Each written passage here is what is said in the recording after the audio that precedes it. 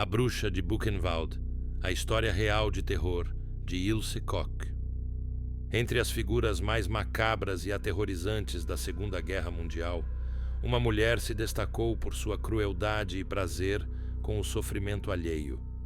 Ilse Koch, conhecida como a Bruxa de Buchenwald, tornou-se um dos símbolos mais desprezíveis do mal absoluto. Seu nome lembra imagens de horror indescritível, onde o sofrimento humano foi transformado em entretenimento e prazer cruel. Esta é a história detalhada e chocante de uma mulher que se entregou completamente à imoralidade e ao poder, usando a vida de milhares de inocentes como combustível para suas perversões. Ilse Koch veio ao mundo em 22 de setembro de 1906, em Dresden, Alemanha. Criada em uma família de classe média, sua infância foi marcada por uma mistura de disciplina rígida e ausência de carinho. Desde jovem, Ilse mostrou sinais de comportamento manipulador e uma fascinação doentia por histórias de violência e poder. Ela era uma criança inteligente, mas usava sua inteligência para manipular e controlar os outros, muitas vezes levando suas brincadeiras ao extremo. À medida que crescia, essa fascinação por poder e controle se aprofundou, e Ilse começou a explorar maneiras de exercer sua influência sobre aqueles ao seu redor. Na adolescência, Ilse se tornou uma jovem atraente e ciente de seu charme. Ela usava sua aparência para atrair a atenção de homens e conseguia o que queria, manipulando suas emoções e desejos. Apesar de sua beleza e do interesse que despertava nos outros, Ilse era emocionalmente vazia, incapaz de formar amizades com as pessoas ao seu redor. Quando o Partido Nazista começou a ganhar força na Alemanha, Ilse se sentiu atraída por sua história de poder e superioridade. Ela via na ideologia nazista uma oportunidade de exercer o controle e a dominação que sempre desejou. Aos 21 anos, em 1927, Ilse ingressou no Partido Nazista e começou a trabalhar como secretária. Foi nesse ambiente que ela conheceu Karl Otto Koch, um oficial da SS Esquadrão de Proteção que compartilhava de sua visão distorcida do mundo. Eles se casaram em 1936 e Ilse encontrou no marido o parceiro perfeito para suas ambições sombrias. Em 1937, Karl Otto Koch foi nomeado comandante do campo de concentração de Buchenwald, localizado perto de Weimar, na Alemanha. Buchenwald rapidamente se tornou um dos maiores e mais notórios campos de concentração nazistas, onde dezenas de milhares de prisioneiros, incluindo judeus, ciganos, comunistas, prisioneiros de guerra e outros, foram submetidos a trabalhos forçados, torturas e execuções. Quando Ilse se mudou para Buchenwald com seu marido, ela se viu em uma posição de poder sem precedentes. Como esposa do comandante do campo, Ilse tinha liberdade total para fazer o que quisesse, sem medo de repercussões. E ela aproveitou essa oportunidade para explorar suas tendências mais desumanas e impuras. Ilse logo ganhou a reputação de ser uma mulher cruel e impiedosa. Ela caminhava pelo campo de concentração com um ar de superioridade, tratando os prisioneiros como meros objetos, desprovidos de qualquer valor ou dignidade humana. Os relatos dos sobreviventes de Buchenwald descrevem Ilse como uma figura diabólica que sentia prazer com o sofrimento alheio. Uma das características mais evidentes de Ilse Koch era sua obsessão por tatuagens. Ela tinha uma fascinação doentia por prisioneiros que possuíam tatuagens incomuns ou artísticas. Quando encontrava um prisioneiro que lhe chamava a atenção, Ilse ordenava que ele fosse levado ao laboratório do campo, onde suas tatuagens eram removidas cirurgicamente, muitas vezes com o prisioneiro ainda vivo. Os pedaços de pele tatuada eram então retirados e preservados, e Ilse os usava para criar abajures, capas de livros e outros itens macabros para sua coleção pessoal. A crueldade de Ilse Koch não se limitava à sua obsessão por tatuagens. Ela também estava diretamente envolvida em experimentos médicos desumanos realizados nos prisioneiros de Buchenwald. Ilse colaborava com os médicos nazistas, ajudando a selecionar vítimas para experimentos que incluíam amputações, injeções de substâncias químicas e exposição a doenças infecciosas. Mas o horror que Ilse Koch infligiu aos prisioneiros não se restringia ao campo de concentração. Em sua luxuosa casa, localizada dentro do complexo de Buchenwald, Ilse criou um jardim do horror, onde realizava festas e entretenimentos macabros para seus amigos da SS e convidados especiais. Durante essas festas, prisioneiros eram forçados a participar de jogos cruéis, muitas vezes resultando em tortura e morte. Ilse gostava de exibir sua crueldade de forma teatral, ordenando execuções ou torturas em público para o agrado de seus convidados.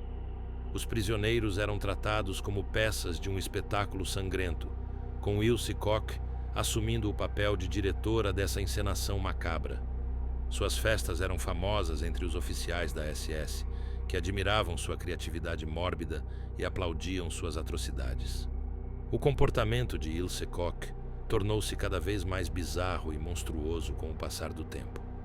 Ela começou a ser chamada de a Bruxa de Buchenwald pelos prisioneiros, devido à sua crueldade sobrenatural e à maneira como parecia gostar de espalhar o terror.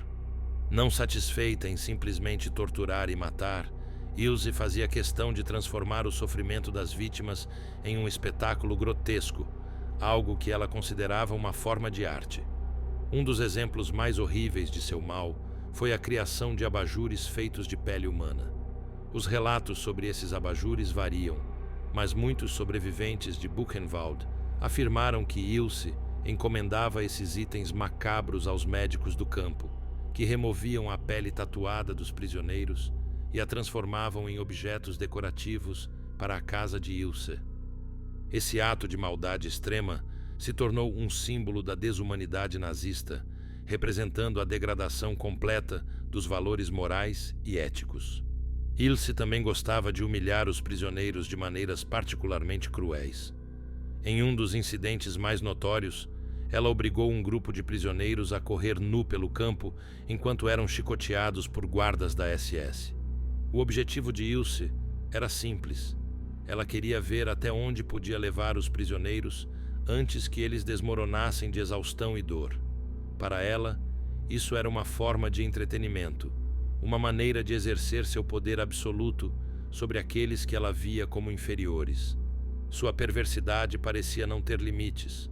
Ilse estava grávida de Karl Otto Koch em 1938 e 1940, e durante essas gestações, ela usou sua condição como desculpa para se envolver em ainda mais crueldades. Ela alegava que a visão do sofrimento e da morte a excitava e que isso era bom para o bebê. Essas alegações, embora perturbadoras, foram confirmadas por testemunhas que presenciaram seus atos de violência durante esses períodos. Com o fim da Segunda Guerra Mundial se aproximando, o império de terror construído por Ilse e Karl Otto Koch começou a desmoronar. Em 1941, Karl Otto foi transferido para o campo de concentração de Majdanek, na Polônia, mas seu reinado lá foi breve. Em 1943, ele foi preso pela própria SS, acusado de corrupção, enriquecimento ilícito e assassinato de prisioneiros para encobrir seus crimes financeiros. Um tribunal da SS condenou Karl Otto Koch à morte, e ele foi executado em abril de 1945, poucas semanas antes do fim da guerra. Ilse Koch, embora afetada pela queda de seu marido, continuou a exercer sua crueldade em Buchenwald até os últimos dias do regime nazista. Ela se recusava a acreditar que seu reinado de terror estava chegando ao fim e tentou desesperadamente manter seu status e poder. No entanto, com a derrota iminente da Alemanha, o campo de Buchenwald foi libertado pelas forças aliadas em abril de 1945, pondo fim ao pesadelo que Ilse Koch havia ajudado a criar. Após a libertação do campo, as forças aliadas descobriram os horrores que haviam ocorrido em Buchenwald. As evidências dos crimes de Ilse Koch, incluindo os abajures de pele humana, foram encontradas e documentadas. A crueldade desumana de Ilse chocou o mundo e ela foi imediatamente presa. O julgamento de Ilse Koch ocorreu em 1947. Ela foi acusada de crimes de guerra, crimes contra a humanidade e participação em atos de tortura e assassinato. Durante o julgamento, Ilse tentou se defender, alegando que era apenas uma esposa obediente, seguindo as ordens de seu marido. No entanto, as evidências contra ela eram esmagadoras, e os depoimentos dos sobreviventes de Buchenwald pintaram um quadro horrível de sua crueldade. Os relatos das testemunhas foram suficientes para condenar Ilse Koch. As histórias de prisioneiros que foram submetidos às suas torturas e maldades chocaram o tribunal. Ilse permaneceu tranquila durante a maior parte do julgamento, mostrando pouco ou nenhum remorso por seus crimes. No entanto, sua frieza não foi suficiente para protegê-la da justiça. Ilse Koch foi condenada à prisão perpétua em agosto de 1947. Ela foi enviada para a prisão de Landsberg, onde passou o resto de seus dias. Embora tivesse tentado apelar de sua sentença várias vezes, todas as tentativas foram rejeitadas. Ilse Koch passou seus últimos anos em completa escuridão, odiada e esquecida por todos, exceto por aqueles que sobreviveram ao seu reinado de terror. Em 1º de setembro de 1967, Ilse Koch foi encontrada morta em sua cela, aparentemente por suicídio. Ela havia se enforcado com os lençóis da cama, pondo fim a uma vida marcada por violência e crueldade.